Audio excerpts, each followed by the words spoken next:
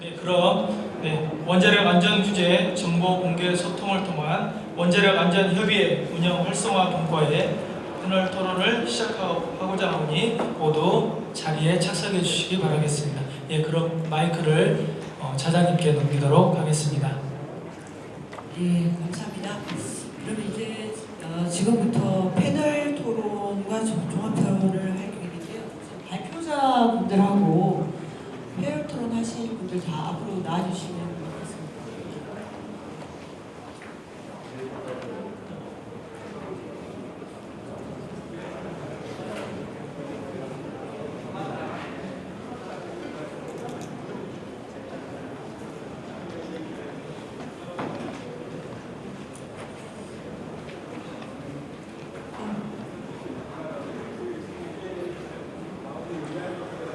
네.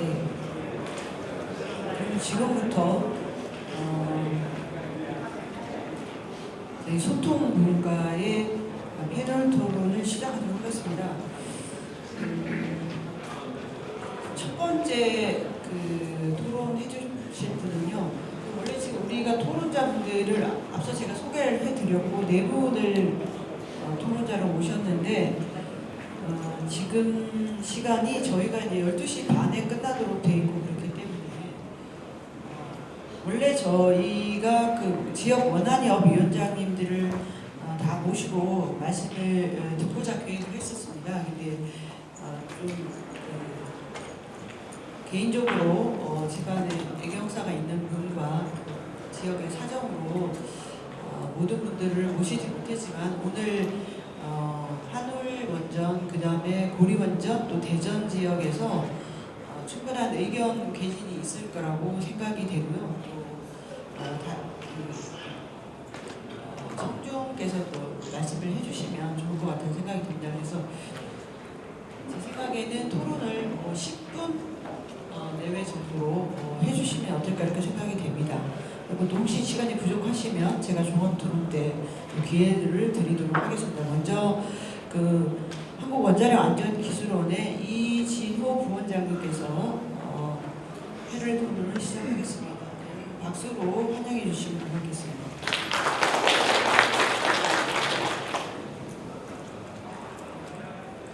네, 안녕하십니까. 원자력안전기술원 부원장 이진호입니다. 오늘 아침 제가 원래 처음에 프로그램상에는 패널로 이렇게 들어가 있지는 않았었습니다. 그래서 어떻게 보면 패널로 나중에 합류를 이렇게 하게 됐는데 오늘 발표 내용이 오늘 아침과 같은 그런 내용이었다는 사전에 제가 인지를 했더라면 아마 패널 초청에 응하지 않았을 것 같습니다. 그만큼 우리 김우철 의원님께서도 말씀하신 것처럼 아픈 부분이라고 이렇게 표현을 해주셨는데 참 정말 아픔을 많이 느꼈고요. 정말 또 우리 심사 보고서 품질과 관련해가지고 마치 바다가 벗겨진 그런 느낌을 금할 수가 없습니다. 이 킨스의 심사 보고서가 어떤 의미를 저도 오늘 아침에 다시 한번 짚어보게 되었는데 공공재의 성격이라고 이렇게 말씀을 해주셨습니다. 2010년으로 이렇게 들어갔을 때 그때는 사례를 먼저 소개를 하고 시작하도록 하겠습니다. 그때 이제 2009년에 원전에 대한 UAE 수출이 성사가 됐었고 그 다음에 2010년도에 UAE 왕세자가 한국을 방문하는 적이 있었습니다. 그때 이제 킨스 심사 보고서 신고리 3, 4, 5기의 심사 보고서를 전부 영문으로 번역을 해가지고 아주 멋진 하드카피로 이렇게 만들어서 왕세자께 선물로 이렇게 전달하는 적이 있었습니다. 지금 생각해보면 그만큼 심사 보고서가 갖는 의미가 크다라고 하는 것을 갖다가 다시 한번 느끼게 되었습니다. 김호철 위원님께서는 그동안 행렬 주식회사 상공장 인허가라든가 또 기장 등으로 인허가, 신고리 4, 5기 인허가 관련해가지고 직접 심의를 이렇게 하셨고 거기에 킨스 모든 처음부터 끝까지 다 검토하시면서 거기서 느꼈던 소외를 오늘 말씀해 주셨다고 생각합니다. 그런 부분에 그래서 킨스 심사보고서의 품질 개선에 대한 부분들은 킨스 내에서도 그 중요성에 대해서 개선 중요성에 대해서 굉장히 많은 공감대를 형성하고 필요성을 느끼고 인식하고 이렇게 해왔었습니다만 하루아침에 되지 않았었습니다.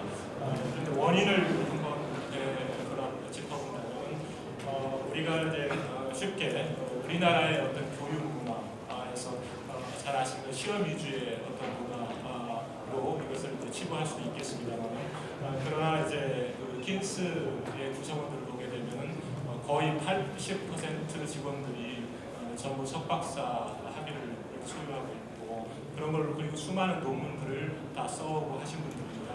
그런 것으로 봤었을 때 어떤 우리 교육 문화라고 우리 보고서에 불충분한 교육 문화로 인해서 기인된 거라고 치부하기는 한계가 있는 것 같습니다. 그렇게 해서 우리 원일 토론은 가장 큰 것은 어떤 관행적인 게 아닌가 싶습니다. 그동안 이제 우리가 심사 보고서를 작성할 때 기존에 썼던 심사 보고서를 가지고 먼저 작성을 시작을 합니다. 그러다 보니까 경우에 따라서는 기존에 업데이트 것 중에서 업데이트돼야 될 사항도 그대로 이렇게 있는 경우도 왕왕 있고 아마 그런 부분들도 지적해 주셨습니다. 그렇다면 이런 관행을 깨려면 저희가 교육과 훈련을 또 보고서에 대해서 해야 되는 게 사실입니다. 그렇지만 여러 번 언급된 것처럼 저희가 전문가의 틀에 그동안 갇혀 있지 않았나 싶습니다. 저희 교육을 시킬 교육 강사를 찾기에도 석박사 학위를 가진 그러면서 심사 검사 경험이 많은 사람을 대상으로 해가지고 어떤 보고서를 이렇게 쓰라고 이렇게 강의를 한다는 것 자체가 쉽지 않은 부분이고 외부에서 왔을 때도 그걸 갖다가 개선시키는 쪽으로 강의를 하는 것도 한계가 있고 했던 것이 사실인 것 같습니다. 그래서 향후에는 그런 부분들도 많이 개선이 되지 않을까 싶습니다. 그렇지만은 우리가 안전심사 지침이라고 인허가 심사를 할 때는 안전심사 지침이라고 하는 킨스 자체의 지침을 기준으로 해가지고 심사를 하도록 되어 있습니다. 그러나 아까 전문가의 틀에 갇혀 있다고 말씀드렸었는데 우리의 심사 지침이 있음에도 불구하고 항시 인허가 회의나 아니 보고서를 쓸 때 저희가 참조하는 우리의 심사 지침이 아니고 미국 규제기관인 NRC의 심사 보고서라든가 그쪽의 어떤 문서, 그다음에 기준들을 많이 참조했던 것이 사실입니다. 그리고 우리 것이 있음에도 불구하고 그게 마치 바이블인 것처럼 했는데 분명히 우리 것을 먼저 참조해야 되는 게 필요한데 그건 잘 안 됐던 것 같습니다. 그리고 거기에 심사 지침을 보게 되면 우리가 심사를 할 때 예를 들자면은 어떠한 부분을 갖다가 심사할 때 확인해라. 또 결론을 쓸 때는 이러이러한 결론을 갖다가 도출할 수 있도록 그렇게 해라. 라고 해서 심사 지침만 잘 따라가도 보고서의 일관성을 유지할 수 있고 품질을 어느 정도 확보를 할 수가 있습니다. 다만 심사 내용에 있어서 구체성이라든가 그런 부분들은 개인의 역량하고 또 개인의 어떤 심사에 대한 노력 그런 부분들이 결부되기 때문에 그런 부분에 대한 구체성 당연히 이제 역량을 키워가지고 잘 해 나가야 되겠지만 아까 말씀드린 기본적인 틀까지도 저희가 그동안 충실히 지키지 못했던 것이 사실인 것 같습니다. 그래서 그런 부분들을 갖다가 저희가 동료들이 이렇게 반성을 해보고요. 향후는 앞으로 올해 말이 될지 아니면 내년도 상반기에 될지 모르겠습니다만 지금 인허가 심사를 하고 있는 신한울 125기 운영허가 관련해가지고서는 보고서의 품질을 획기적으로 이렇게 개선하도록 이렇게 하겠습니다. 그렇게 하기 위해서 아까 말씀드린 것처럼 우리 킨스가 가지고 있는 심사 지침을 갖다가 충실히 따를 수 있도록 하고 그 다음에 검토 체계를 개선을 해 나가도록 하겠습니다. 그래서 기존에 저희가 담당실 그리고 PM 그 다음에 이제 전문위원실 원자력 심의회라고 해서 킨스 자체 심의회가 있는데 그를 통해 가지고 다단계로 심사 보고서의 품질을 높일 노력을 했습니다만 여기에 덧붙여 가지고 국문 검토까지도 이렇게 할 수 있도록 하겠습니다. 여기 지금 자리에 앉아 계신 킨스를 그동안 오랫동안 몸담고 계셨고 퇴사를 하신 최강식 박사님의 경우에 안전문화라든가 킨스 정책에 대해서 그리고 수많은 기구들을 이렇게 하시는데 예를 들면 이렇게 훌륭한 선배님들을 모셔가지고 보고서를 처음부터 끝까지 부문 검토를 한다든지 하는 그런 방법을 도입하도록 하겠습니다. 그리고 오늘 여러 번 나온 것처럼 알기 쉬운 용어를 사용할 수 있도록 함으로써 그 절차 내용 그런 거를 국민 눈높이 수준에 맞춘 그런 보고서 양질을 생산해낼 수 있도록 하겠습니다. 이상이 킨스 보고서에 관련된 저희의 향후의 개선 계획에 대해서 말씀드렸고요. 자, 그래도 한 가지만 더 짚고 제 의견을 발표를 마치도록 하겠습니다. 그것은 그렇다면 킨스가의 보고서가 품질이 이렇게 완전히 아주 높은 수준이 아니라고 그렇게 생각하시는데 그렇다면 우리 한국의 안전규제 품질은 어느 정도 수준인가를 한번 말씀드리고 제 말씀을 마무리하겠습니다. 저희가 심사 보고서의 품질이 충분치 않다 보니까 그동안 원안이 전원 회의 때 소프트웨어적인 보고서 상대성 보고서만 가지고 모든 게 다 심의가 이루어졌을 텐데 그게 안 되니까 소프트웨어적인 부분이 안 되니까 하드웨어적으로 대처를 했던 것 같습니다. 결국 뭐냐면은 몸으로 이렇게 떼우는 그런 식이었던 것 같습니다. 참고 자료를 만들어 가지고 설명을 수차례 드리고 방문해서 드리고 했던 그런 노력들을 했던 것 같습니다. 그래서 결과적으로는 이제 어쨌든 킨스가 그냥 심사를 한 건 아니다라고 하는 그런 걸 어필을 함으로 해가지고서 안전성을 최종 하시고 그다음에 넘어갔던 그런 부분이 있었는데 앞으로 이런 부분들은 소프트웨어로 잘 개선을 갈 텐데 우리의 안전규제의 수준은 저희가 아무리 우리가 수준이 높다라고 해도 인식을 잘 못하실 겁니다. 그래서 객관적인 데이터를 가지고 말씀드리자 합니다. 2011년도에 우리나라가 IAEA로부터 안전규제 통합 검토 서비스라고 하는 것을 받아서 그것은 IAEA에서 우리 규제의 어떤 수준이라든가 제도적인 체계 그런 것들이 어느 정도 수준에 있는가를 점검하는 그런 서비스가 된 것입니다. 우리 2011년도 한국이 이걸 수감을 하기 전에 여러 나라들, 미국이라든가 일본, 독일, 캐나다 등 프랑스 등 여러 나라에서 수감을 한 바 있습니다. 최종 결과를 말씀드리면 우리는 거기서 권고 12건, 그 다음에 제한 12건, 10건, 권고 10건, 제한 12건, 우수사기 15건을 이렇게 받았습니다. 그래서 그때 성적으로 봤었을 때는 미국을 제외하고는 가장 좋은 성적이었다는 겁니다. 일본의 경우는 너무나 많은 문제점이 있어가지고 IAEA 쪽에다가 자기네 심사와 관련된 보고서를 공개하지 말아달라고 요청을 했을 정도로 였었습니다. 그런 측면에서 봤을 때 우리의 안전규제 수준이라고 하는 게 세계적으로 이렇게 봤을 때 낮지 않다는 겁니다. 이러한 부분 2014년도에 당시에 어떤 미흡한 부분들, 권고라든가 이런 게 남아있으면 후속 수검을 받도록 되어 있습니다. 그래서 2014년도에 후속 수검을 받고 다 끝난 다음에 또 IRS 단장이 수검 점검 단장이 인터뷰한 내용을 읽어드리기로 했습니다. 2011년도에 도출된 개선 필요사항을 성공적으로 해결했다면서 한국이 원자력 안전에 심혈을 기울이고 있음을 명확하게 보여주는 사례이다라고 이렇게 언론 보도를 한 적이 있습니다. 이런 걸 봤을 때 저희가 심사 보고서의 품질은 퍼펙트하게 확보를 못했지만 우리 규제의 수준이 그렇게 낮은 수준이 아니라는 걸 말씀드리면서 제 말씀을 마치도록 하겠습니다. 감사합니다.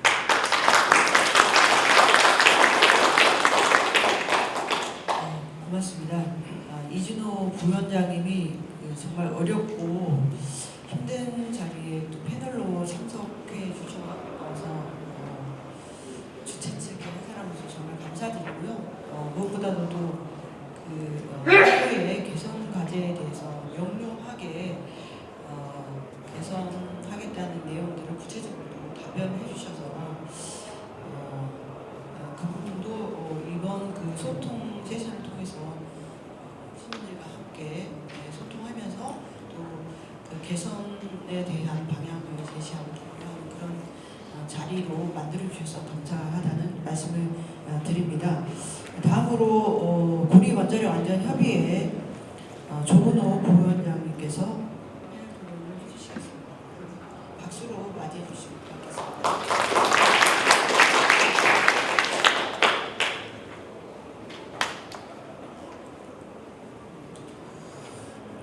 아까 이경용 과장님이 말씀하신 가장 정확한 예측은 청소부였다 하는 말에 상당히 공감을 하고 그 청소부 집단이 살고 있는 그 마을에 이장으로서 이 자리에 참석했습니다.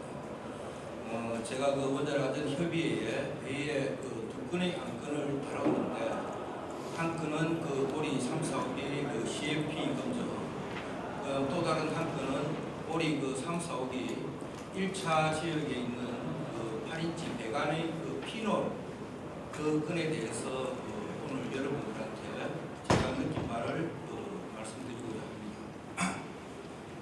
합니다. CLP 관계에서 우리 3, 4호기가 거의 한 1년 6개월 정도 정지된 상태로 검증을 해서 킨스나 원자력 안전위원회에서 승인을 해서 다시 재가동을 했습니다. 그러나 CLP를 제가 이렇게 보고를 듣고 했을 때 CLP의 결함이 무엇인가? 그 당시 원자력을 건설할 때 철판을 붙이는 과정에서 가용접을 하게 됐습니다. 그 철판면을 고르게 맞추기 위해서. 그러면은 가용접을 한 부분을 보통 작업자들이 한마라든가 이런 기구로 해가 때려서 그걸 떼는 겁니다. 그러되면은 본살이 CLP 판에 있는 본살이 약간 뜯겨져 나가는 과정도 있고, 그리고 그 가용접했던 부분이 아주 깔끔하게 이렇게 날아가는 경우가 드뭅니다. 그러면은 그라인딩을 해서 그 부분을 상당히 미광으로 봤을 때 표시가 안 나도록 하는 작업을 합니다. 대부분의 검증 결과가 그런 부분이었고, 그 다음에 용접 작업을 철판을 여기 옆에 보시면 벽면이 있을 겁니다. 그 부분을 용접을 하기 위해서 작업자들이 전기를 조금 더 높이면 빨리 작업을 끝나게 하기 위해서 하다 보면 용접부 주변에 약간의 흠이 생깁니다.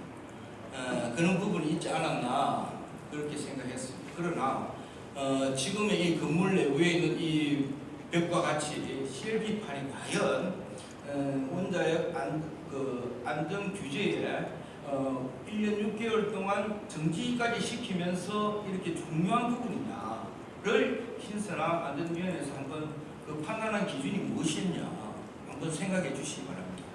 그럼 특히 우리 지역 같은 경우에는 지금 보리 1호기가 영구 정지되어 있습니다. 보리 3, 4호기가 CLP로 해서 1년 6개월 동안 정지되어 있습니다. 그러면은 지역자원 시설세라든가 사업자 지원 사업계획, 원전 지원금 자체가 그만큼 줄어들게 있습니다. 그래서 저희 지역 경제에 미치는 상당한 영향이 파급 효과가 큽니다. 그리고 1년 6개월이란 동안 정지가 되어 있으면서 주민들의 불안감, 왜 무슨 문제가 있어가지고 이렇게 원자력 2호기를 오랜 기간 동안 이렇게 정지시켜 놓냐 하면은 주민들이 갖는 불안감은 상당합니다. 이런 부분을 킨스라든가 원자력 안전위원회에서 지금 탈핵 정권이 어떤 장단에 춤을 추고 있지 않나 하는 제가 그런 느낌도 받았습니다. 그러나 여기에 3, 4호기에서 발견됐던 해수 배관의 피놀에 대해서 생각을 해보십시오. 해수 배관은 1차 지역에 들어가면은 외부에는 이런 철 배관이 되어 있지만 안에는 내부 코팅이 되어 있습니다. 세라믹으로 되든 라바로 되든 코팅이 되어 가지고 여기에 피놀이 도저히 발생할 수가 없는 상황이에요. 그러면은 피놀이 생긴다는 것은 30년 넘게 가동해오던 이 배관 시설물이 그럼 내부에 세라믹이 완전히 파괴가 됐거나 안 그러면 라바 코팅이 됐다면 라바에 흠집이 생겨가지고 해수가 배관을 통과함으로 해서 오랜 기간 동안 배관 자체가 삭아가지고 그렇게 될 거 아니면 피놀이라는 게 생길 수가 없는 구조입니다. 그럼 이 부분이 심각한데도 불구하고 오히려 이 부분에 여론이나 언론에서 떠들어가지고 원자력을 오랫동안 정지시키고 또 다시 재검증하기 위해서 올해 예방 정기에 9월 6일, 그 다음에 7월 9일 다시 3개월, 2개월 이상을 세워놓고 재검증을 하고 이게 과연 올바른 안전규제인가? 오늘 이 자리에서 킨스랑 원자력안전위원회에서 지역민이 한 사람으로서 정확한 판단과 정확한 예측을 통해 가지고 좀 집행을 해달라고. 그걸로 인해서 지역 경제나 지역 주민들이 느끼는 불안감을 생각해 보고 있습니다. 자, 철판이 30년 동안 진행이 되어 왔습니다. 그러면은 그 부식이 그 손상된 부위에 손상이 부식이 진행되거나 또 다른 손상을 얼만큼 진행시켜 왔는가 30년 넘도록 운영해 오면서 그것도 예측을 할 줄 알아야 되고 앞으로 남은 기간 동안 얼만큼의 부식이 진행될 것인가도 판단할 줄 아는 게 전문가 집단이 아니겠습니까? 저는 오늘 이 자리에서 그런 부분들을 우리 킨스나 원자력안전위원회에서 정확하게 진단을 해주시자 그렇게 바라는 이상입니다.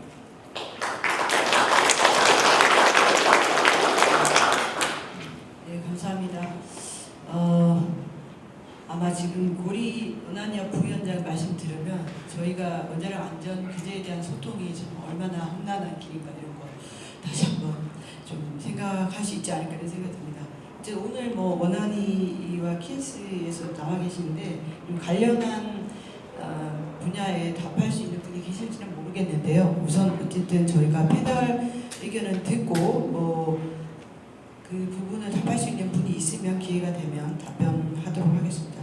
그럼 다음으로 그 한올 원자력 안전 협의회 장유덕 위원장님 말씀 듣도록 하겠습니다. 여러분 박수로 맞이해 주시면 고맙겠습니다. 예, 먼저 이런 소통의 자리를 마련해 주신 우리 김혜정 이사장님께 감사의 말씀을 드리면서 아까 김호철 우리 위원님께서 원자력 안전위원회 속사정을 말씀을 했어요. 저는 충격적이었습니다. 원자력 안전위원회의 기능과 역할을 보면은 원자력 안전의 최고의 마지노선입니다. 그런데도 불구하고 실질적으로 위원 9명의 국적기구가 6명으로 지금 이제 셈이 결연이 되어 있고 이런 모든 부분은 반드시 해소를 해야 된다라는 말씀을 드리고 그리고 전문 기관인 킨스에서 여러 가지 보고서라든가 이런 내용도 충분히 국민적 눈높이에서 개선할 수 있는 요구를 할 수 있음에도 불구하고 지금까지 개선이 안 됐다는 것에 대해서 너무 충격을 받았다는 말씀을 드리겠습니다. 그리고 아까 우리 대전에 김종남 위원장님께서 원전 사이트에 있는 협의의 종합적인 의견을 충분히 설명을 하셨습니다. 거기에 대해서는 우리 분별적으로 보완하고 그리고 협의의 정체성에 대해서 새로운 정립되는 계기가 되었으면 좋겠다는 말씀을 드리겠습니다. 오늘 주제가 소통이라고 했는데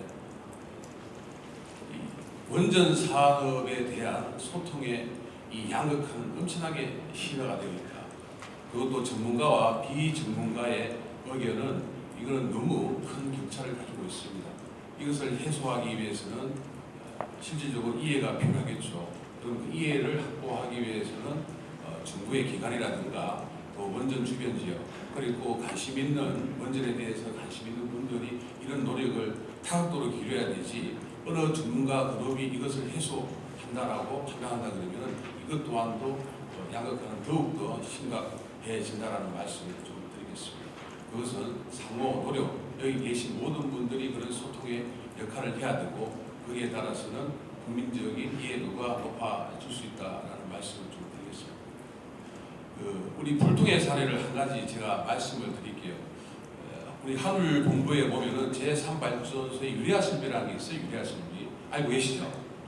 그 유리아 설비가 제기업 2007, 8년도에 이것이 가동을 하기 위해서 실질적으로 건물을 승인을 받기 위해서 구청군에 인허가 신청이 들어왔는데 그 유리아 설비가 실질적으로 뗄까 안 그러니까 중저전이 폐기물을 일방적으로 소각하는 소각로 식으로 이렇게 비춰졌어요.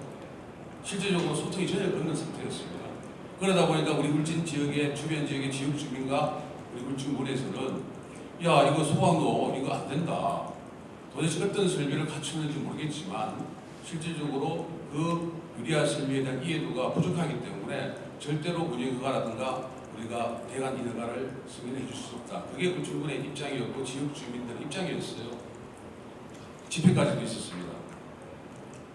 실질적으로 이게 왜 불통이 됐나 하면은 한손 사업자와 이 모든 노력이 상당히 부족했다는 겁니다. 실질적으로 그런 장갑이라든가 중저지은 이 폐기물을 일방적으로 소각하는 게 아니었죠. 실질적으로 보면은 고온에 육융을 하고 실제 압축을 하는 그런 설비였습니다. 그리고 실질적으로 완전 연소 개념으로 해서 연기라든가 이런 배출되는 것도 아주 미비했었고, 우리가 권고했는 것은 뭘 권고했냐면은 한수원에서 지역 주민들 대상으로 그 설비를 견학을 하고, 그리고 특단의 홍보 자료를 만들어서 주민들 이해를 시켜라. 약 1년 정도 진행이 됐습니다. 1000명 이상이 그 설비를 견학을 하고, 그리고 한수원에서도 알기 쉽게 유리화 설비에 대해서 그런 알기 쉬운 자료를 울진군의 주민들을 통해서 배포를 하면서 이해도가 좁혀져서 그 가동에 울진군이 동의를 해줬습니다. 과연 그러면은 그 유리화 설비를 법적으로 원안이라든가 이런 제도적으로 승인 사항이 있겠지만 거기서 인허가를 받아서 가동을 했다라고 했을 때 그 여파는 엄청나게 크겠죠. 그렇지 않습니까? 그래서 아주 작은 것 하나라도 소통하고 거기에 눈높이의 소통이 중요하다. 그리고 대표적인 그런 불통 사례가 그래도 개설이 되고 지금도 잘 운영이 되고 있습니다. 그래서 실제로 우리 문안위도 그렇고 우리 킨스도 그렇고 또 여러 가지 규제와 그런 목적을 갖고 하고 있지만, 실질적으로 아까 용어의 정의라든가 이런 부분도 알기 쉽게 해석을 하고 실질적으로 실생활에 실생활에 적용할 수 있는 사례를 들면은 상당히 이해도가 많이 높아진다라는 말씀을 드리겠습니다. 원자력 관련해서 뭐 제약하다라 그러면 일반적으로 우리 보면 퓨즈라고 표현을 해도 상관이 없다 생각하거든요. 그래서 아주 단순한 생활 용어로 순화를 하면서 이해도를 높일 수 있는 방안, 이런 부분에 대해서는 좀 노력을 좀 기울여 주십사라는 말씀을 드리고, 그리고 소통은 밀착을 해야 됩니다. 밀착을 해야 되고, 실질적으로 아까 그 요소를 보면은 공청이라든가 그리고 이런 그 질의 답변에서 이런 소통은 실질적으로 행정적인 어떻게 보면 요식적인 소통이다. 이 소통은 밀착, 그냥 평시에 소통이 가능할 수 있게. 그래서 여러 가지 소통이 있겠지만 뭐 지금 SNS를 많이 하고 계시지 않습니까? 페이스북이라든가 그리고 밴드라든가 여러 가지 이런 쪽으로 최대한 활용 가치를 높여서 밀착 소통을 해야만이 실질적으로 더욱더 이런 원자력을 이해하고 이 격차를 좁힐 수 있는 부분이 될 수 있을 것 같다는 말씀을 드리겠습니다. 그리고 아까 우리 그 보리에서 이런 말씀을 했지만 우리 울진도 6개의 원전이 가동이 되고 2개의 그 신한울 1, 2호기는 지금 운영 허가 심사 대기 중에 있습니다. 여러 가지 이유가 있겠지만 지금 현재 저는 울진군 의회에 있습니다. 의회에 부의장으로 있는데 이런 그 원전의 의존도가 상당히 높은 지역이 다른 지역보다 울진군입니다. 원전에 인한 세수 수입이라든가 여러 가지 여건이 상당히 충격을 줄 수도 있고 또 거기에 대해서 또 성장의 발판으로 또 갈 수 있는 그런 또 두 가지의 양적인 측면이 있습니다만은 신한울 1, 2호기 운영 허가에 대해서는 연내에 지금 현재 문재인 대통령께서 운영 허가에 대해서는 뭐 일정상으로 그렇게 또 심사에 대해서 고려를 하신다 그러니까 그 부분에 대해서는 또 원안위에서 충분한 지역의 경기 부양 차원에서 이런 부분을 좀 감안을 해서 좀 부탁을 말씀을 드리겠습니다. 그리고 우리 원자력 안전위원회 우리 위원분들이 우리 울진도 18명이 있습니다. 그런데 대부분 원자력에 대한 기본적인 지식과 이런 함양은 조금 부족합니다. 그래서 우리 원자력 안전위원회 자체적인 이런 프로그램, 그러니까 기본적으로 교육 프로그램이라든가 이런 것을 제도적으로 보완을 해서 좀 역량을 강화할 필요가 있고, 그리고 외국의 사례를 좀 볼 수 있게 기회를 좀 줘야 됩니다. 지금 우리나라 원전은 상당히 안전과 이런 부분은 최상의 클래스로 되어 있다라고 저는 믿고 있고 자부를 하고 있습니다. 그렇지만 외국의 사례를 비교하면서 우리나라의 안전 규제와 이런 사업자의 이런 안전 대신 능력 이런 것을 비교 분석을 해야만이 거기에 대한 또 우리가 또 찾아갈 수 있는 안전 대책을 더욱더 이렇게 할 수 있다라고 해서 그래서 외국의 그 비교 견학도 될 수 있게 좀 뭐 예산적인 부분도 있겠지만 그런 조치도 좀 부탁의 말씀을 드리겠습니다. 그리고 마지막으로 제가 그 이불진 같은 경우는 이제 바닷가가 한 100km 정도 됩니다. 원자력 발전소가 약 한 100만 평 이상의 부지를 확보하고 있습니다. 그래서 실질적으로 원전에 의존하는 울진의 경제 구조로 봐서는 지금은 이제 이것을 극복을 해야 되겠죠. 해야 되겠지만 여러 가지 발전을 할 수 있는 기회의 요인은 40년 전부터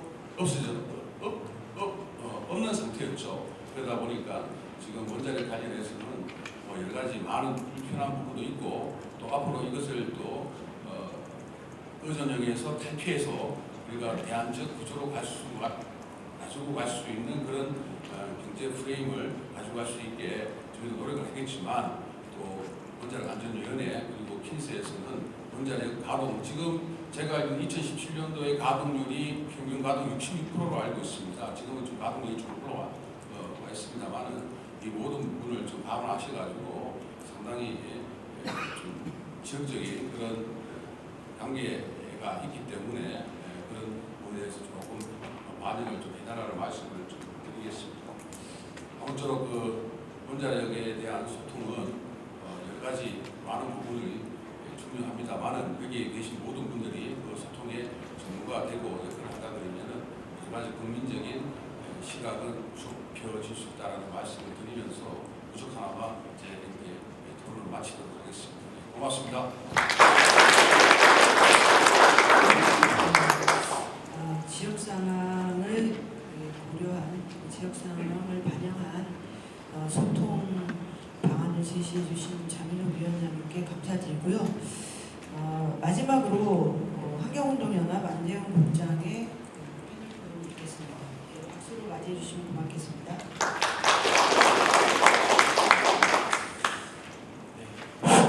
예, 저는 오늘 사실 앞에 세 분의 말씀을 들으면서 여러 생각이 나긴 했지만 무엇보다도 사실 왜 원안이나 이 규제 기간에 대해서 예전보다는 정말 이 국민들이 바라는 어떤 기대 수준이 엄청나게 올라왔구나라는 걸 좀 느꼈고요.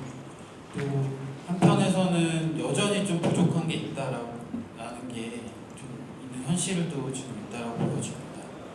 근데 저도 사실 많은 전화를 받는데 그 중에 많은 그 전화는 뭘 잘 몰라서 질문하는 전화를 많이 받아요. 시민들한테도 그렇고 기자들한테도 어떤 사건이 발생을 하면 이게 어떻게 된 건지 이게 어떤 문제가 있는 건지.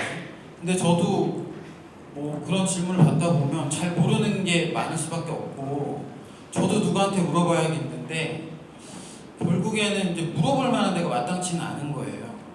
또 뭐 이게 어떤 또 뭐 그래도 많이 찾아보는 곳이 원자력 안전위원회나 킨스나 이런 홈페이지 혹은 원자력 정보공개센터 홈페이지 이런 데들 들어가서 보는데 정말 이런 어떤 사건들이 발생을 하고 뭔가 이게 뭐가 문제가 있나라는 걸 들여다보려고 했을 때는 참 알기가 좀 어렵다. 이번에 한베디로기 사건도 좀 그랬습니다. 이게 보면 출력이 많이 올라갔다라고 하는데 우리 운영 기술 지침에는 5% 이상 올라가면은 멈추게 돼 있다라고 하는데 왜 12시간이나 걸렸을까?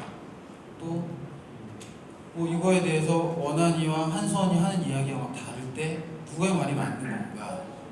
또 이게 우리는 멈출 수 있다고 하는데 또 일부 전문가들은 이게 또 자동 정지하기 전에 더 높은 출력으로 올라갈 수도 있다라는 어떤 경고들도 있고요. 근데 이런 문제에 대해서 어떻게 보면 뭐 각각의 전문가들 또 규제를 막 담당하는 전문가분들은 본인들은 너무 잘 아니까 뭐 이해를 쉽게 할지 모르겠지만 국민들은 여러 가지 정보들이 나왔을 때 대단히 네, 혼란스럽고 반갑습니다. 저는 부산시의회 의원이고요. 옆분은 기자분입니다. 그래서 제가 실제로 이 해체센터에 관해서 상당히 궁금증도 많고 저희가 시에도 질문을 많이 했었습니다. 그 해체를 함에 있어서 해체하는 게 문제가 아니고 이 방사선을 관리하는 게 문제인 것 같은데 지금 말씀하신 대로 해체 계획서라든지 심사 심의서 같은 경우에도 저희 지역 사회에서 사실은 이런 정보 공개가 제대로 되지 않는 부분들이 많습니다. 제가 부산시에 이런 정보를 받아서 달라고 한 경우에도 부산시에서도 제대로 정보를 받지 못하는 경우가 허다하기 때문에 이 부분에 대해서 어떻게 대책을 마련해서 그러면 적어도 그 주민의 대표라고 나와 있는 의회나 시의회나 혹은 부산시에서 요구를 하면도 정보를 주지 않는 부분에 대해서는 어떻게 대책을 마련해 주실 건지 좀 여쭤보고 싶고요. 마찬가지로 뭐 폐쇄 기금이라든지 뭐 여러 가지 얘기를 하는데 저는 지역자원 시설세 같은 경우에도 실제로 부산시에서 쓰이는 경우가 원전 산업 육성이라든지 이런 부분에 많이 쓰이고 있고 태양열 에너지 뭐 혹은 지금 해체센터 연구용 원전 이런 데 안 들리다가 갑자기 쓰이고 있기 댓글로 가서 때문에 뭘 이 잘못 지역자원 만드는 것 시설세는 같아요. 부산시가 다시 어떻게 쓰는지를 확인해 봐야 되겠죠. 그럼에도 불구하고 이 해체가 만들어지면서 죄송합니다. 제가 지금 지자체에서 합동으로 논의한 예, 죄송합니다. 안재욱 국장님한테 죄송하고 여러분께 죄송합니다. 네, 이어가도록 하겠습니다. 예, 제가 이 말씀을 드리는 이유는 그러니까 사실 저는 정보를 알기 쉽게 잘 전달하는 것도 중요한데 정말 국민들이 필요한 정보를 제때 공급하는 것 또 그거에 대해서 궁금증을 좀 더 친절하게 이 규제기관 입장에서도 뭐 규제를 잘하는 것도 중요하지만 어떻게 잘하고 있는지를 국민들에게 알리는 게 대단히 중요하다라는 생각이 들고요. 저는 원안이나 킨스나 되게 많은 고생을 하면서도 또 국민들한테 왜 신뢰를 못 받을까 이렇게 이 욕을 먹을까 어떻게 보면 그런 사례가 사실은 작년에 이제 그 라던 침대 사건이었습니다. 근데 워낙 뭐 많은 분들이 이 침대나 이런 제품들을 사용하고 있다 보니까 너무 답답하고 어디에 물어봐야 되고 어떤 문제가 있는지에 대해서 좀 알아보고 싶은데 실제로 이제 막 그런 사건들이 터지고 나서 원안위에 전화를 했더니 원안위에 전화를 안 받는다는 거예요. 그래서 저희 사무실로도 전화를 해서 막 물어보시는데 저희도 뭐 뾰족하게 어떻게 딱 해결책을 제시하기 너무 어려운 것도 있었고 저희도 정보 원안위 홈페이지나 이런 데 들어가 봤을 때 정보들이 업데이트가 되는 게 뭐 처음 시작할 때 조금 어떤 문제가 어느 정도 해결됐을 때 이럴 때만 정보들이 업데이트 되는 방식이다 보니까 좀 정보를 전달하기도 참 어려웠고 그러니까 저는 그런 문제에 있어서 이 좀 원안이나 킨스나 이런 데서 조금 더 좀 개선 방안을 내놔 주셨으면 좋겠다는 생각이 들고 아까 김호철 위원님이 제시한 부분은 정말 기본으로 해야 될 부분이라고 생각합니다.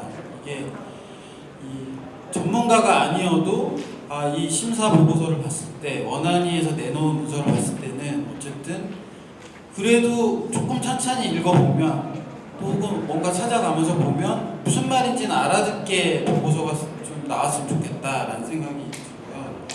그렇지만 그것보다 더 중요한 거는 저는 정말 국민들이 필요한 정보, 알고 싶어하는 정보, 궁금해하는 사항에 대해서 좀 더 적극적으로 좀 대응했으면 좋겠다는 생각이 들고 그래야 이게 규제기관이 뭘 하고 있는지도 더 잘 알 수 있고 이게 사업자나 그 회사랑도 다르구나 규제기관은 이런 일을 하는구나 라는 게 더 잘 전달될 수 있다 생각하고요.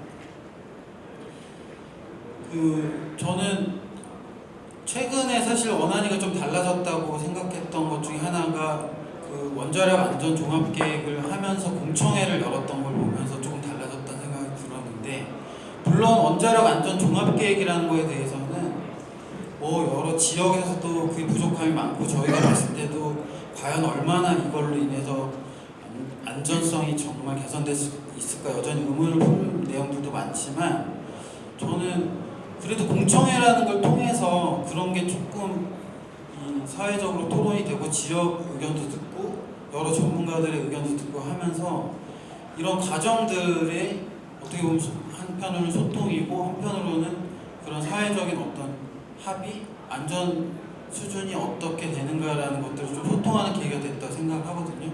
이런 기회를 아까 원안위에서 이제 법제화해서 뭘 하겠다라고 하는데 사실 법이 언제 만들어질지는 잘 모르지만 법이 만들어지는 건 목표로 하더라도 좀 중요한 문제들, 국민들이 좀 관심을 갖는 문제들에 대해서는 공청회를 좀 원안위가 하실 수 있는 만큼 좀 열었으면 좋겠다. 아까 우리 보리원전 원안협의회에서 오신 위원장님도 말씀을 하셨는데 CLP 같은 사건 같은 경우에도 뭐 지역 주민들도 이게 왜 이렇게 시간이 오래 걸리는지, 도대체 어떤 문제가 있는 건지, 뭐 이거를 진짜 문제가 없는데 진짜 원안이나 킨스가 뭔가 시간 끌려고 트집 잡으면서 이걸 오래 끌고 있는 건지, 아니면 충분히, 근데 저희는 반대로 또 그렇거든요. 아, 저렇게 했는데 계속 발견된다는데 저거 제대로 점검한 거 맞나? 1년 6개월 했으면 충분한 건가? 콘크리트 구멍까지 나 있다는데 진짜 뭐 그럼 어떤 조치를 취한 거지? 뭐 거기에 지금 뭘 메워놓은 상태인가? 막 이런 불안감이 계속 커지는데 충분히 그런 수준에서 어떤 뭐 소통할 수 있는 기회는 너무 없다라는 거죠. 그래서 그런 부분들은 이렇게 조금 좀 정말 국민들도 관심이 많고 지역 주민들도 불안해하는 사람들은 공청회 같은 걸 했으면 좋겠다. 뭐 예전에도 경주에서 지진이 나고 나서 수동정지까지 가고 재가동을 했는데 그런 상황에서도 저도 원안위 회의를 가보고 뭐 방청을 가보고 해도 그게 어떻게 보면 원안위 회의에서도 제대로 논의된다라는 느낌이 안 들었었거든요. 그러니까 그런 문제들을 뭐 법으로 인허가 사항이거나 이런 뭐 승인해야 되는 그런 사건이 아니더라도 좀 그런 문제들은 좀 공청회라든가 지역 설명회라든가 이런 걸 통해서 좀 더 소통하는 계기를 만들었으면 좋겠다라는 생각이 듭니다. 그리고 아까 전 원안위 구성에 대해서 김종남 위원장님이 이제 지역분들의 의견은 이제 원안위를 지역에서 위원들이 참여 지역에 어떤 베이스를 두는 방향을 얘기하셨는데 저는 그 부분 그 문제는 조금 다르게 생각을 하는데요. 지역의 베이스를 두기보다는 지금 어제 그런 논의가 있었던 것 같은데 원안위가 어떻게 위원들이 좀 더 여기에 뭐 지금처럼 비상임위원이 너무 많은 구조보다는 상임위원제를 해서 더 전문적으로 그 분야를 더 문제를 더 많은 시간을 가지고 좀 투여할 수 있는 방안의 법 개정이 좀 빨리 이루어졌으면 좋겠고 오히려 원안협이라는 어떤 구조를 좀 더 내실 있게 이 법제화를 했으면 좋겠다. 그래서 한 지역에서 동의가 안 되면 어쨌든 문제 해결이 안 된다라는 어떤 원칙이 좀 지켜질 수 있게 이 원안협이라는 구조가 사업자도 원안위도 어떻게 보면 그 의사결정, 보고 이런 것들을 좀 무시할 수 없는 그런 법제도화를 좀 했으면 좋겠다는 생각이 들고요. 지금 뭐 사고관리 협의체를 만들겠다라는 것도 발표를 해주셨는데 저는 이게 뭘까라는 생각은 좀 들었습니다. 그러니까 이게 또 원안협과는 뭐가 다른 거지? 왜 또 사고관리 협의체라는 거는 또 원안협과는 또 별도로 어떤 만들어야 되는 거지? 이게 어떻게 보면 옥상호근 아닐까? 혹은 좀 그래서 좀 뭘 하나를 좀 강화하려고 하면 그거를 조금 더 권한을 더 주거나 뭔가 그 틀을 더 강화하는 방식으로 하는 게 2중, 3중에 뭔가를 만드는 것보다 또 좀 현실적인 거 아닌가 이런 생각이 들었습니다. 네, 말씀 이것으로 마치겠습니다.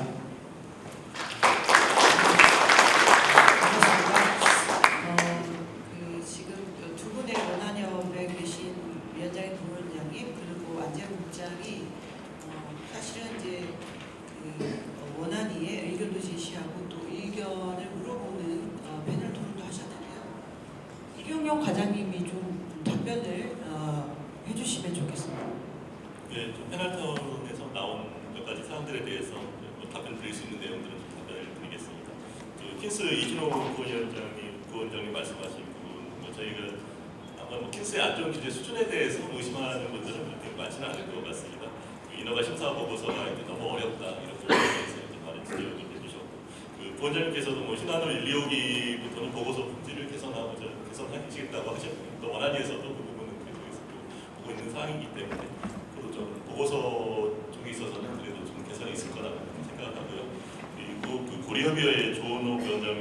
위원장님 말씀하신 이제 거의 3, 4, 5개 CLP 문제, 그다음 대학 필요할 문제, 아마 이제 제가 아까 말씀드렸던 어떤 전문 기술적 관점에서 본 안전하고 그다음에 국민적 관점에서 본 안전 그 사이의 갭 문제인 것 같습니다. 그래서 과거 같으면 어떻게 보면 이제 전문 기술적 관점에서 이거 돌려도 안전에 이상 없다 이렇게 하면은 우리 기술적 판단했으니까 그대로 가자 뭐 이렇게 판단할 수도 있겠지만 지금은 이제 소통이 또 강조되고 있고 또 국민들이 불안해하는 상황에서 이제 국민들의 불안감까지도 저희는 이제 또 챙겨야 되거든요. 그래서 이런 부분들은 이제 안전을 고려해서 불안 해소를 위한 취지에서 이렇게 좀 점검을 한 것이다 그렇게 좀 이해를 하셨으면 하고요. 그리고 그 한울 지역협의회 장유도 위원장님 여러 가지 말씀을 해주셨는데 이제 원전 협의회 이제 정책성 문제 또 그 안전 협의회 특히 이제 저기 계신 분들 이제 교육 훈련이라든지 역량 강화가 필요하다 이런 부분 저희도 좀 이제 공감하는 부분입니다. 그래서 협의회 이제 법적 근거지 아래들 위한 이제 소통법 법률안도 이제 국회에 올라가 있는 상황이고요. 다만 이제 교육 훈련이라든지 아마 역량 강화 이게 바탕이 되려면 예산 지원 문제가 수반이 돼야 하는 문제이기 때문에 당장은 조금 쉽지는 않을 것 같고 법안이 통과되고 재정적 지원 근거가 마련이 된다면 가능할 수 있을 걸로 그렇게 생각이 듭니다. 그리고 한울 소강로 이야기를 하면서 이제 사업자의 소통 노력 부족 부분들을 이야기하셨는데 저희도 이제 공감하는 부분이고 이런 부분들이 아마 이제 전문가의 함정의 일례인 것 같습니다. 분명히 이제 소통을 통해 가지고 뭐 주민들이 이해할 수 있는 부분이 있는데 그냥 내가 전문가니까 내 말을 믿겠지 하고 그조차도 이제 소통을 안 하는 경우가 많이 발생하고 있는데 규제기관 관점에서도 그런 문제들은 좀 저희부터도 좀 해소해 나가도록 이렇게 계획으로 있고요.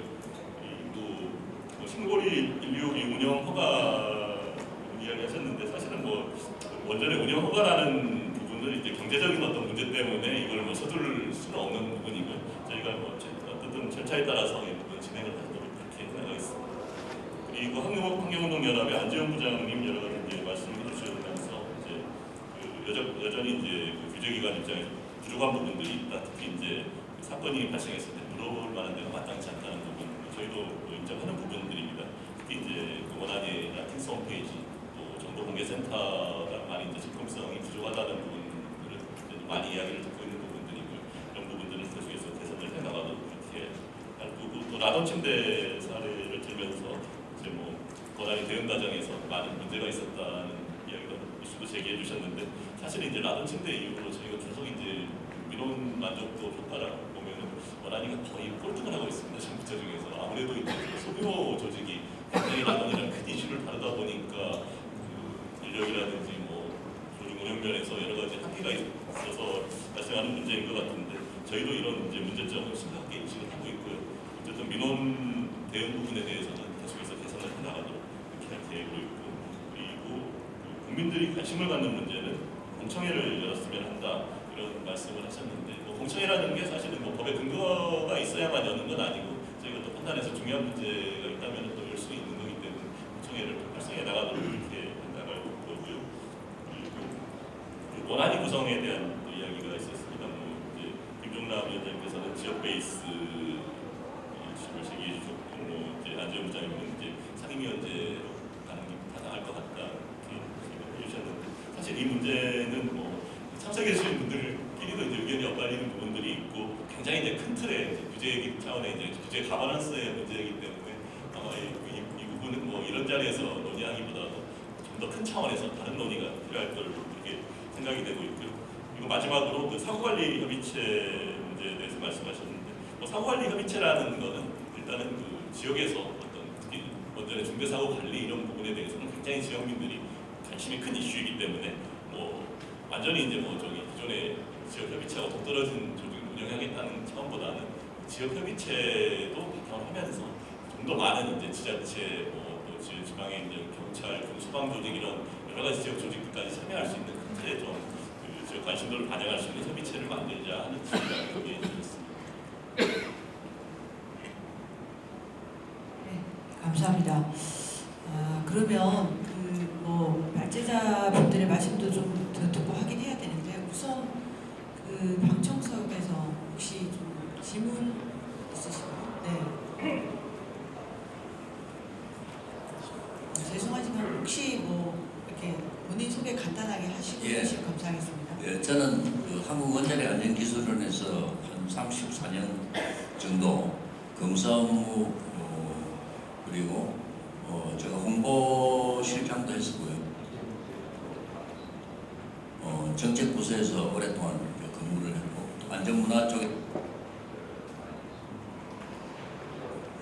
제가 아주 짤막하게 제 김호철 위원님께서 아까 그 규제 문서 심사 보고서를 공공재적인 특성을 갖고 있다 이렇게 말씀을 하셨는데, 그리고 그걸 받아서 우리 이진호 킨스 부원장께서도 공공재에 대해서 이야기를 하셨는데, 저는 이제 후생 경제학적인 관점에서 이 원자력 안전도 이 국방 내셔널 디펜스 국방과 마찬가지로 이 사적 재화의 대가 되는 공공재다 하는 인식이 원자력 그 안전 규제하는 영역에서도 좀 확산됐으면 좋겠다 이런 생각이 듭니다. 일반적으로 이제 사적 재화의 대가 되는 공공재라 하면 그 특성이 이제 비배제성과 비경합성을 이제 드는데, 이 국방이라든가 원자력 안전은 그 특성에 부합되기 때문에 이 공공재다. 이 공공재는 이 사회에 그냥 맡겨놓아서는 그 사회가 요구하는 적정 수준으로 확보가 되지 않기 때문에 정부가 개입을 해서 그거를 적정 수준으로 확보해가는 과정, 그게 이제 규제다 이렇게 이제 보고 있거든요. 그걸 하나 이제 말씀을 드리고, 두 번째는 그동안에 이 정부회의 이런 데 이제 참석을 해보면 원안위 쪽에서 물론 뭐 저희 킨스에서도 그런 용어를 썼습니다만 국민 눈높이에 맞는 이런 용어를 캐치프레이즈성으로도 많이 사용을 했는데,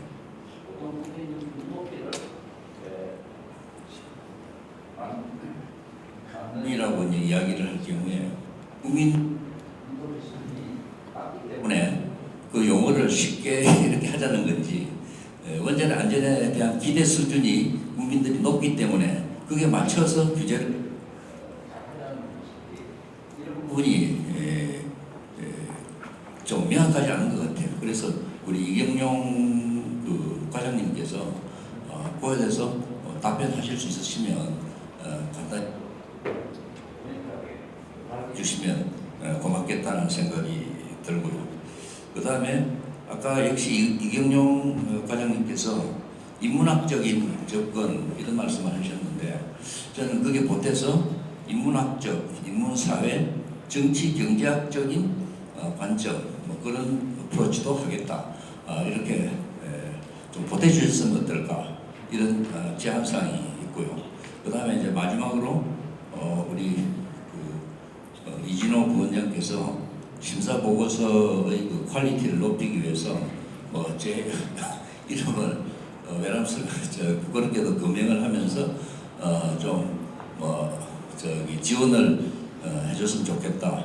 뭐 좋습니다. 그래서 저는 적극 그 부분에 대해서 협조를 하도록 이렇게 하겠습니다. 이상입니다. 예, 고맙습니다. 그러면 지금 이경영 과장님이 답하시는 건가요? 네, 아마 킹스 심사 보고서 문제는 김원철 위원님께서 지적하신 공공재라는 말씀은 이제 일단은 이제 그 대상이 국민이다, 국민을 대상으로 한 문서다 이런 취지로 말씀하신 걸로 제가 알고 있고, 그렇게 이해해 주시면 될 것 같고, 그리고 국민 눈높이에 맞는 이런 표현에 대해서 말씀하셨는데 아마 국민 눈높이에 맞는 그 다음 그 단어가 뭔지에 따라서 아마 달라지겠지만, 저희가 통상적으로 이제 국민 눈높이에 맞는이라는 말을 쓸 때는 이제 국민들이 쉽게 이해할 수 있는 이제 이런 그 의미를 염두에 두고 쓰는 것 같고요. 그리고 이제 국민들이 안심할 수 있는, 또 국민들의 기대 수준에 맞는 그런 거를 이제 국민들이 불안하지 않게 또 안심할 수 있는 이런 용어를 이제 국민들의 기대 수준에 맞는 또 이렇게 사용을 하고 있습니다. 그리고 인문학적인 접근에 대해서 이야기하는, 저희가 말하는 이제 인문학적 접근에는 인문, 사회, 정치, 경제적인 접근을 모두 포함하고 있는 의미라고 생각해 주시면 될 것 같습니다. 혹시 김호철 위원님 뭐 보태실 말씀 있습니까? 상품 높이의 좀 더 명확한 의미는 무엇이냐라고 생각할 거리를 던져주신 게 참 좋은 것 같고요. 다만 저 개인적으로는 그렇게 좀 해석을 하고 싶습니다. 저희 헌법에 생명 안전을 보장받을 권리가 있지 않습니까? 국민은 생명 안전을 보장받을 그 권리 실현의 의지는 매우 높아졌고 그래야 하는 것이죠. 그러나 그것을 실현하기 위한 수단에 있어서는 국민들은 너무 낮게 그 수단을 제공받는 것이죠. 국민이 높아진 어떤 권리의 수준에 부합하게 전문적 영역의 좁은 틀을 벗어나서 국민들이 그 권리를 향유할 수 있도록 그러나 그 향유하기에는 매우 부족한 여러 가지 점들을 맞춰주어야 된다. 저는 그렇게 그 정도로 이해를 하고 이 용어를 대하고 있습니다. 혹시 또 다른 예. 그럼 먼저 선생님 예 마이크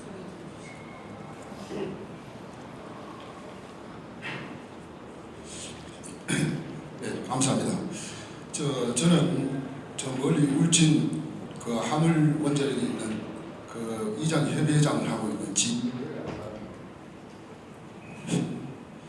조금 아까 그 김호철 선생님께서 위원님께서 말씀하셨는데 국민이 알고 싶은 정보 공개하셨는데요. 지금 그러지 않아도 공감하고 개방, 소통